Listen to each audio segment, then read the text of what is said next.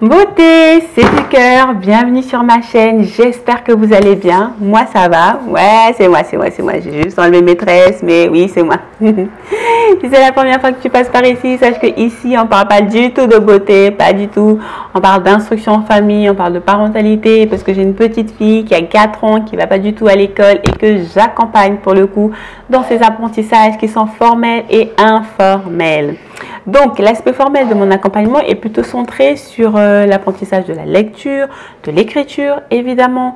Et puis, l'aspect plus informel est plutôt centré sur l'apprentissage de l'histoire de l'Afrique et de sa diaspora. Comment je fais ça? Eh ben, je me sers d'un calendrier que je façonne une fois par mois. Ça me permet en fait de faire un zoom sur une personnalité qui se serait illustrée dans notre histoire. Ça me permet du coup de lui proposer sur un long mois pas mal de petites activités pour qu'elle puisse peu à peu, de façon insidieuse, prendre la mesure de l'histoire de cette personnalité-là. Voilà donc le type de contenu que tu pourras trouver ici. J'espère que ça te plaira. En tous les cas, Akwaaba. Oui, Akwaaba, parce que aujourd'hui, ça va être du Ghana. Ghana.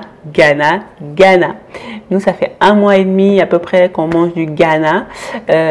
Depuis mars jusqu'à fin avril, ça va être Ghana chez nous.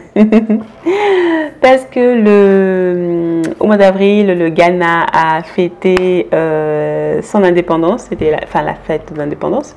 Et puis au mois d'avril, ce sera la date, il y aura la date de décès de Kwame Nkrumah, puisque celui-ci est décédé un 27 avril. Et si vous me suivez, vous savez que pour moi, je choisis la personnalité qui nous accompagne tout le long du mois à partir de sa date de décès, puisque symboliquement, j'ai le sentiment que c'est le temps propice, en tout cas le moment propice pour prendre la mesure de ce que cette personne a apporté en fait au monde. Donc voilà pourquoi mars et juillet, n'importe quoi, mars et avril seront clairement sous le joug d'Accra, du Ghana et de Kwame Nkrumah pour nous. Voilà, donc dans cette vidéo évidemment on parlera de ça, mais aussi ce qu'il faudra retenir, c'est également une astuce pour pouvoir apprendre à vos enfants énormément de choses, mais de façon ludique. Parce que clairement pour le Ghana, on a eu beaucoup d'informations, beaucoup d'informations, parce que j'ai 2 frères qui y habitent. Ghana de mon cœur. Bref, non, le deuxième vient juste de partir. Enfin bref, c'est pas grave, je raconte ma vie. En tout cas, on a pu avoir énormément d'informations sur le Ghana. Et d'ailleurs, je pourrais pas vous montrer tout ce qu'on a pu vraiment faire de cette thématique-là. Sinon, ma vidéo sera vraiment longue. Donc, ce sera plutôt astuce pour vous, de moyens d'accompagner son enfant pour qu'il puisse apprendre énormément d'informations, mais de façon ludique, en mode guet-apens, et que ça se passe plutôt tranquille. Et aussi des idées possibles d'activités pour vous aussi avec vos enfants. Roulement de tambour, je vous montre un petit peu ce qu'on a fait. Tadadam, voilà. Tout ce qu'il y a à savoir sur le Ghana et ce qu'on a prévu de faire, enfin ce qu'on a fait et ce qu'on prévoit de faire, puisque le mois d'avril n'est pas encore terminé, se trouve dans ce carton. Je vous montre, tadam, j'ai fait un lapbook tout simplement, et c'est très bien parce que vraiment ça permet de mettre énormément d'informations sans pour autant se noyer dedans, quoi, tout simplement. Alors, je vais commencer tout de suite, comme ça ira plus vite. Je vais commencer par vous montrer ce qu'on a fait ici. Ce sont plein de petits ronds qui retracent en images les temps forts de la vie de Kwame Nkrumah. Les temps forts sous ma direction, bien sûr. C'est ce que moi j'ai choisi de proposer à Naya, évidemment. Donc chacun pourra choisir ce que bon lui semble, bien sûr. Mais il est important pour moi d'acter tout ça en images, parce que les enfants ont cette capacité à photographier les choses, et c'était très bien. Et aussi, on a beaucoup travaillé ensemble là-dessus.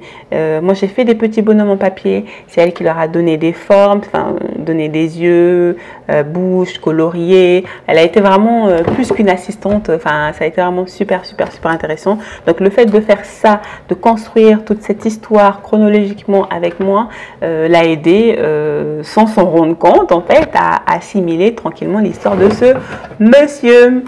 Alors, on va commencer par la première image. Voilà, c'est Kwame Nkrumah. Pourquoi c'est un petit garçon. Pourquoi ce petit garçon en image?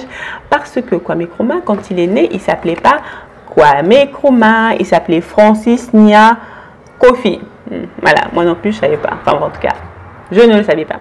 Et c'était important pour moi d'acter ça parce que, en image du moins, parce que beaucoup de nos leaders, à un moment donné dans leur histoire, ont jugé utile de changer leur nom pour un autre qui fait écho à leur cause, qui faisait du moins écho à leur cause. Donc, il est important de l'acter, et aussi ça m'a servi un peu de fil rouge puisque le Ghana actuel n'a pas toujours eu ce nom-là. Il s'est appelé Côte de l'Or, et à un moment donné, il a changé de nom, et donc voilà, ça donnait du sens à tout ça. Alors, la deuxième image, c'est celle-ci. C'est Kwame Nkrumah avec 2 enfants. On voit un tableau, ça signifie Kwame Nkrumah enseignant, parce qu'il a été enseignant. Il était important pour moi de l'imager aussi, parce que ça veut signifier pour moi que c'était vraiment quelqu'un de basique, de normal. Il n'avait rien de plus que nous, en fait, finalement. Et c'est ce qui est intéressant, en fait, de pouvoir faire le zoom sur de quoi sont faits les ailes des héros, en fait. Finalement, ils sont faits de chair et de sang comme nous, des êtres lambda, basiques, qui ont juste un idéal très fort, tellement fort, qui leur donne des bras, des jambes et des ailes, tout simplement. Enfin bref, donc c'était intéressant pour moi de l'imager pour qu'elle puisse l'absorber et l'intégrer dans sa tête. Bref, là, un autre ton. On reconnaît bien la touche de Naya. C'est Kwame Nkrumah qui dit non à son nom. J'ai trouvé qu'il était important de l'imager pour qu'elle le voie et pour qu'elle intègre également qu'il a pu dire non à son nom premier, pour ensuite avoir un deuxième nom qui, comme je l'ai dit, faisait écho à ce qu'il avait envie de transmettre, de porter du moins. C'était pas juste pour l'encourager à changer de nom quand elle sera plus grande, hein, non. Il y a derrière le fait que, quand on a une aspiration, il faut aller jusqu'au bout de son aspiration, peu importe les interactions derrière, il faut y aller. Enfin bref, voilà. En tout cas, il y a aussi cette imagerie. C'est un avion qui décolle, qui quitte pour le coup la Côte de l'Or, ex-Ghana, pour aller aux États-Unis. Donc on acte, comme c'est une histoire qu'on raconte, donc tous les pans sont importants pour un petit enfant. Donc on acte que là, il a pris l'avion, il est parti très loin, sinon elle va demander, mais finalement, bon, bref, voilà, vous connaissez. Et puis il y a ceci, Manchester, rencontre panafricaine. Ça a été un congrès mémorable qui a vraiment marqué un tournant dans sa vie, donc il était important de l'acter également. Ensuite, nous avons ceci. Là, il rentre chez lui au Ghana après 12 ans à l'extérieur. Et l'avant-dernier, c'est celui-ci. Il devient président. Tout le monde est content. La dernière image se termine avec ça. Le drapeau que Naya a peint, enfin a colorié tout simplement. Donc ensuite, nous avons ici ceci. C'est tombé. Mais je vous montre sur les côtés, les deux là. Là, on va parler des arts qui se font là-bas. Et ici, on va parler, c'est une question, le savais-tu? Alors ici, les arts à découvrir au Ghana. Déjà, on a parlé de la musique, du highlife, parce que c'est clairement ce que Kwame Nkrumah aimait particulièrement. C'est une musique qui est arrivée à Accra dans les années 1900. Il a vraiment aimé, et puis nous on a beaucoup écouté pour le coup, c'était vraiment sympa. Et on a parlé aussi des pagnes, des différents pagnes qui ont cours au Ghana, notamment le quintet, puisque Kwame Nkrumah se baladait en quintet, et Nana Akufo-Addo, le président actuel du Ghana, lui aussi, on porte, voilà. Enfin bref, donc c'est intéressant de faire des zooms là-dessus. Encore une fois, je ne vais pas tout vous montrer parce que ça ferait vraiment une vidéo très longue. Vraiment, ça a été très riche, très intéressant. Je vais vous montrer par contre ceci qu'on a fait. Ce sont les avis, ça se situe ici. Là, sur le bout, là, avis. Alors, ce sont les avis. Il est intéressant pour moi d'avoir un retour de Naya. C'est-à-dire que, évidemment, quand on se plonge dans l'histoire de Kwame Nkrumah, on se rend bien compte qu'il y a une grosse différence entre ce que les Ghanéens ont vécu sur place et ce que les Africains à l'extérieur du continent ont pensé de lui.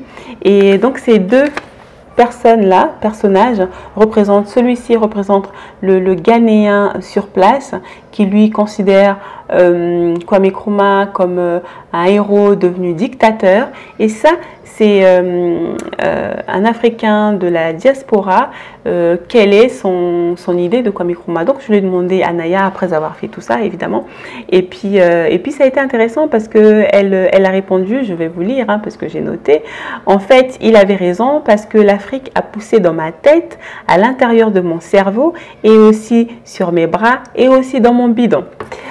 Elle l'a dit parce que nous avons parlé de la citation. Je vous ai déjà parlé de cette citation la dernière fois dans une précédente vidéo où je présentais des activités à faire avec votre enfant.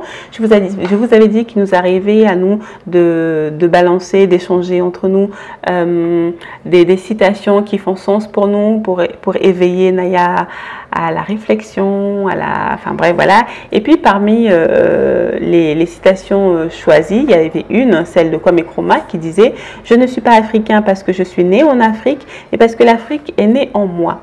Et donc voilà, donc ça a été vraiment un sujet très intéressant à échanger avec elle, et vraiment je vous incite une fois de plus à le faire avec vos enfants. C'est vraiment... moi, j'ai vraiment apprécié. Enfin, nous avons aimé, vraiment. Enfin bref. Donc, il a été question de ça. Il a été question aussi du drapeau panafricain, puisqu'il a énormément lu Marcus Garvey. Nous avons parlé de la cuisine. Malheureusement, on n'a pas encore fait notre cuisine ghanéenne, parce que pas malheureusement, parce que nous prévoyons de le faire le 27 avril. Pour célébrer ce grand homme qui est Kwame Nkrumah. Enfin bref, voilà, donc ce sera le 27 avril qu'on va essayer de se concocter un petit plat sympa. Et voilà, donc ici il y a avec cette petite étiquette, elle peut situer le Ghana sur la carte d'Afrique. Voilà, ben voilà en gros en fait, hein. Je ne vais pas tout faire parce que vraiment je vous assure qu'il y avait plein d'informations, mais c'était super intéressant, surtout avec une petite fille de 4 ans. J'ai été vraiment ravie de voir qu'elle pouvait emmagasiner toutes ces informations à force de jeu en fait. Vraiment c'était vraiment sympa. Je vous invite clairement à tester le Labbook. Ça peut être vraiment intéressant pour n'importe quelle thématique au final. Donc voilà, j'espère en tout cas que ça vous servira. J'espère en tout cas que vous avez appris quelque chose, au moins, j'espère. En tous les cas, n'hésitez pas à me dire en commentaire ce que vous en avez pensé. Ça m'intéresse vraiment, dit-elle. Enfin bref, je vous dis à très vite. Ah non, n'hésitez pas à vous abonner, n'hésitez pas à mettre des pouces bleus, n'hésitez pas à partager la vidéo, sait-on jamais, peut-être qu'elle pourrait servir à un membre de votre entourage, hein. On est paradin, on partage et puis c'est tout. Je vous dis à très vite pour une prochaine vidéo. Ciao!